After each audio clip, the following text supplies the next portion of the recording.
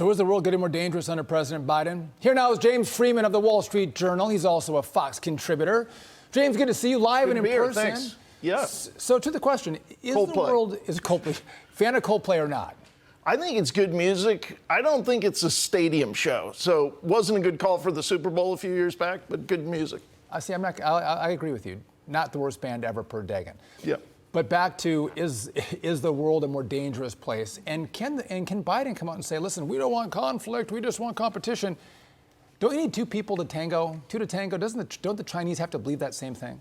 Yeah, is the world more dangerous? I think you'd have to say that it is, given the experience of the last 2 years. We go back to how did this all begin? It began shortly after the president bobbled a press conference suggesting that a minor incursion into Ukraine by the Russians would be acceptable. So I think it's hard to argue that didn't have something to do with what followed. As far as what's happened since, here we are a year into it. I give the president credit for helping the Ukrainians while avoiding direct conflict with the Russians. But obviously, this does raise a new level of concern if you have China now potentially getting on the Russian side in terms of possibly giving weapons. I think it's good that the president didn't issue a threat to China. He wants to be careful. He wants to make sure whatever he says is a response if China starts arming the Russians is going to be reasonable, is going to be backed up. All roads, though, and you wrote a book, or co-wrote a book with Maria Bartiromo about China, but all roads lead back to what I'll call the Biden Doctrine, and that is empower, embolden, and enrich dictators and authoritarians by demolishing our energy economy. And from day one, by tearing up everything that Donald Trump had done to make our energy economy prosperous, he drove up the price of oil. That gave Putin enough money to invade Ukraine.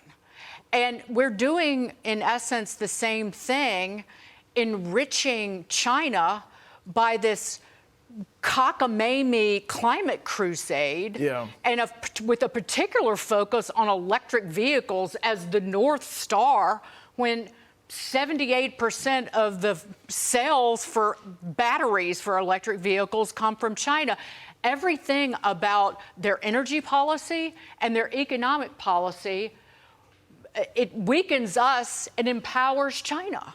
Well, if you look at not just batteries, solar panels, all of the materials basically that go into wind farms, these are materials where the market currently completely dominated by China. So this is a big strategic shift of wealth and power embodied in the so-called Inflation Reduction Act from the United States to China. We can produce fossil fuels cheaply here. President discourages that.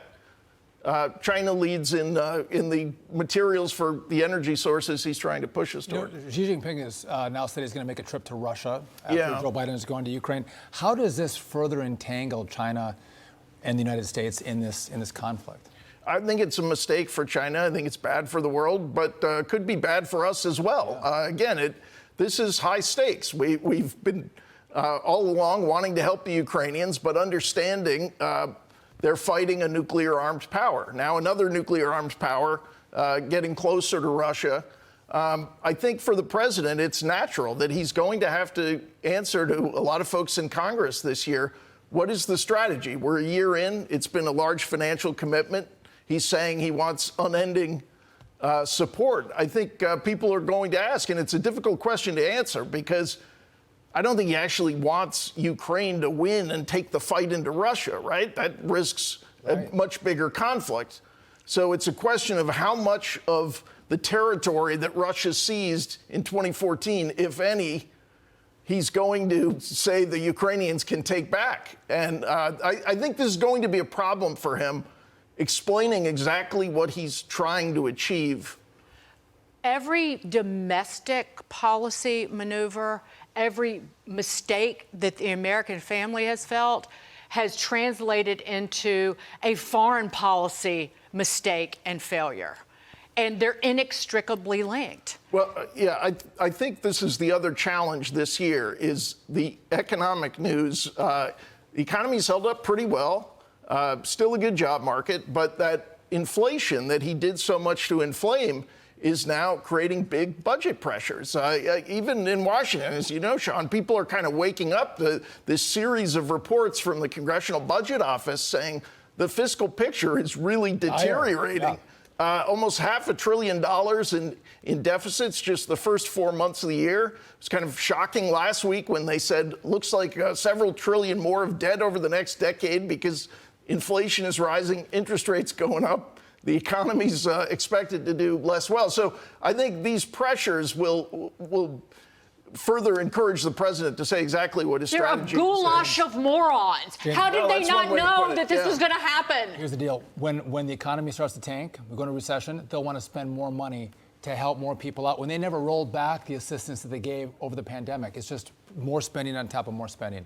Yeah. And Joe Manchin's like, oh my God, in the Inflation Reduction Act, oh my, Ford's building a battery plant with a company from China connected to the Communist Party.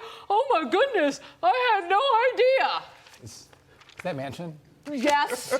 James Freeman, thanks for joining us. Thanks, great to be here. Congrats on the new show. If I make him laugh, it's a good day.